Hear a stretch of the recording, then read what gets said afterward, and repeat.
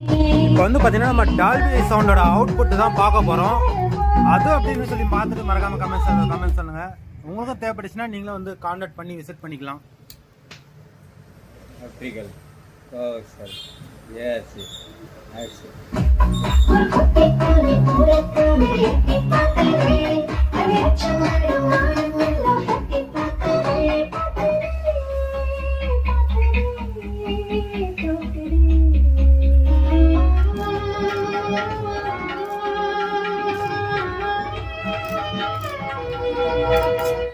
கடவுள் அடடா ஆண்கள் நெஞ்சை விடுதில் செய்தானடி அது